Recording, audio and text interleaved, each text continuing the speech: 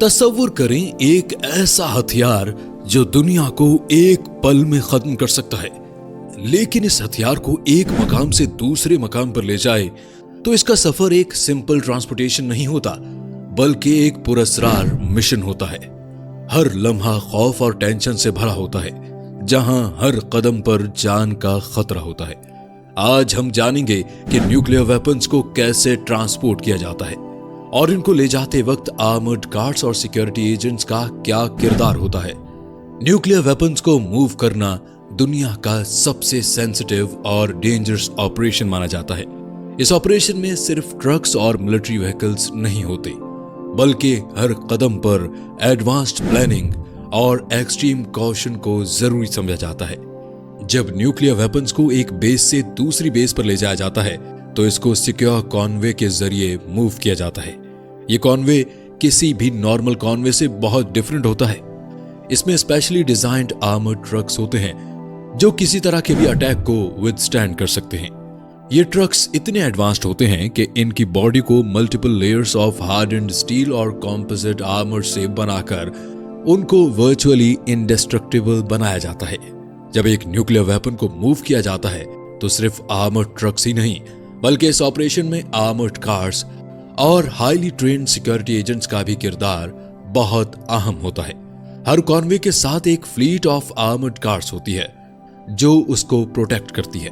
इन armoured cars में special forces होती हैं जो किसी भी इमरजेंसी सिचुएशन में इंस्टेंट रिस्पांस के लिए रेडी होते हैं। ये फोर्सेस हाईली ट्रेन्ड और इक्विप्ड होती हैं, जिन्होंने एंटी टेररिज्म, होस्टेज रेस्क्यू और क्लोज क्वार्टर्स कॉम्बैट जैसे फील्ड्स में एडवांस ट्रेनिंग हासिल की होती है। इन एजेंट्स का काम सिर्फ प्रोटेक्शन ही नहीं, बल्कि वो हर स्टेप पर सर्विलेंस और कम्युनिकेशन सिस्टम्स को भी मॉनिटर करते हैं। हर आर्मर्ड कार में एडवांस्ड कम्युनिकेशन इक्विपमेंट इंस्टॉल होता है जो सैटेलाइट से कनेक्टेड होता है।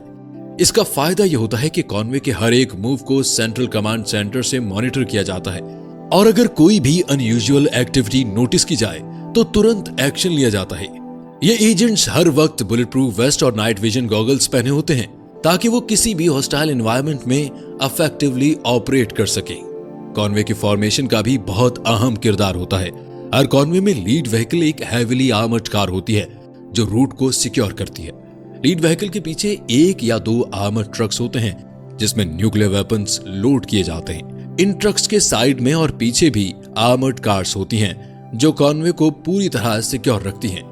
इस कॉन्वे में जहां आर्मर्ड कार्स और ट्रक्स होते हैं, वहां डिकॉय व्हीकल्स भी शामिल होते हैं जो दुश्मन को कंफ्यूज करते हैं ताकि असली न्यूक्लियर वेपन वाला व्हीकल आइडेंटिफाई न हो सके।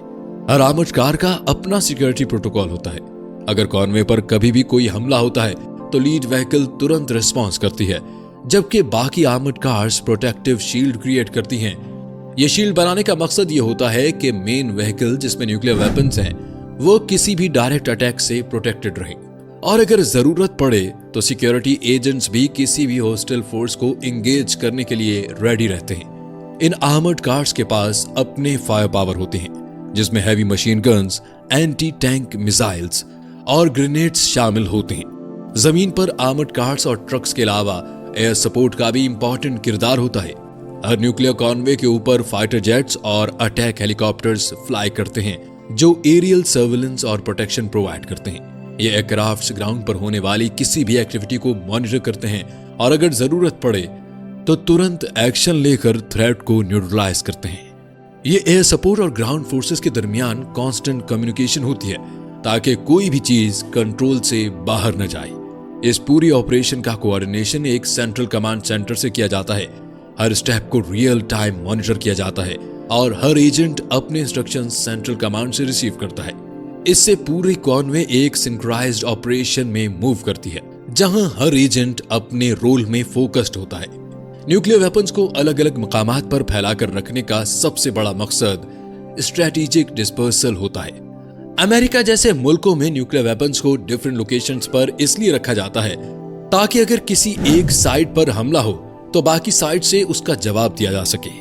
इससे दुश्मन के लिए एक ही वक्त पर तमाम साइट्स को टारगेट करना मुश्किल हो जाता है और इससे न्यूक्लियर डिटरेंस कायम रहता है। अमेरिका के पास लगभग 5500 न्यूक्लियर वॉरहेड्स हैं जो 11 डिफरेंट साइट्स पर फैला रखे गए हैं। इन साइट्स में से कुछ अंडरग्राउंड बंकर्स में हैं, जबकि कुछ मोबाइल यूनिट्स में मूव करते रहते हैं ताकि दुश्मन के लिए इनका पता लगाना मुश्किल हो। क्या आपको पता है कि एक न्यूक्लियर कॉन्वे के ऑपरेशन में कितने लोग शामिल होते हैं? एक एवरेज कॉन्वे में 100 से ज्यादा सिक्योरिटी एजेंट्स होते हैं जो 24/7 कॉन्वे की प्रोटेक्शन में मामूर होते हैं। और हर आर्मर्ड ट्रक इतना एडवांस्ड होता है कि अगर किसी भी हालात में एक्सप्लोजन हो जाए तो ये ट्रक उस इंपैक्ट को एब्जॉर्ब कर सकते हैं ताकि न्यूक्लियर वॉरहेड को डैमेज न हो। ये ट्रक 1000 हॉर्स पावर के इंजन से पावर होते हैं और इनमें जीपीएस जैमर्स लगाए गए होते हैं ताकि किसी भी इलेक्ट्रॉनिक ट्रैकिंग डिवाइस से इनको ट्रेस न किया जा सके।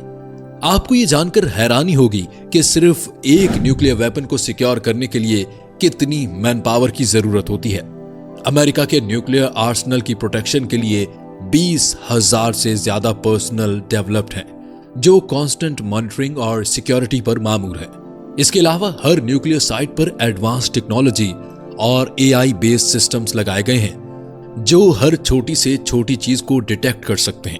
और अगर हम फिगर्स की बात करें तो अमेरिका ने अपने आईसीबीएमएस को 450 सिलोस में डिस्ट्रीब्यूट कर रखा है जो पूरी दुनिया को टारगेट करने की कैपेबिलिटी रखते हैं। इस तरह के फिगर्स सिर्फ एक बात को हाईलाइट करते हैं, दुनिया का अमन सिर्फ एक बैलेंस की वजह से कायम है।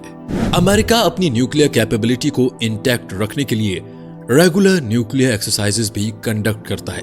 इन एक्सरसाइजेस का मकसद ये होता है कि इमरजेंसी में कैसे रिस्पॉन्ड किया जाए और न्यूक्लियर वेपन्स को किसी भी सिचुएशन में कैसे यूज किया जा सकता है। इसके अलावा इन एक्सरसाइजेस में यह भी देखा जाता है कि न्यूक्लियर वेपन्स के सिक्योरिटी प्रोटोकॉल्स कितने इफेक्टिव हैं। अमेरिका के पास न्यूक्लियर फुटबॉल भी होता है जो एक ब्रीफकेस है जिसमें इमरजेंसी में न्यूक्लियर अटैक लॉन्च करने के कोड्स और कम्युनिकेशन सिस्टम्स होते हैं। यह फुटबॉल हमेशा प्रेसिडेंट के साथ रहता है ताकि जरूरत पड़ते ही तुरंत एक्शन लिया जा सके। आखिर में यह बात समझना जरूरी है कि न्यूक्लियर वेपन्स की ट्रांसपोर्ट और सिक्योरिटी दुनिया के सबसे सेंसिटिव और डेंजरस ऑपरेशंस में से एक होती है। Armoured cars, highly trained security agents और एडवांस्ड टेक्नोलॉजी के बगैर यह ऑपरेशन इम्पॉसिबल होता है। इनका हर कदम सिर्फ एक मिलिट्री ऑपरेशन नहीं बल्कि दुनिया के अमन की हिफाजत का जरिया होता है। और इस पूरे ऑपरेशन का मकसद ये होता है कि दुनिया के न्यूक्लियर आर्सेनल को इस तरह प्रोटेक्ट किया जाए कि अगर कभी भी जरूरत पड़ी तो ये वेपन्स तैयार और सेफ रहें। ये समझना जरूरी है कि इन मेजर्स के बगैर न्यूक्लियर वेपन्स दुनिया के लिए खतरनाक बन सकते हैं। ये एक स्ट्रेटेजिक बैलेंसिंग का हिस्सा है जिसमें किसी भी मुल्क के पास इतनी हिम्मत नहीं कि वो पहला कदम उठाए। तो चलिए नाजरीन, मिलते हैं एक नई वीडियो में एक नए टॉपिक के साथ। तब तक के लिए अल्लाह हाफिज।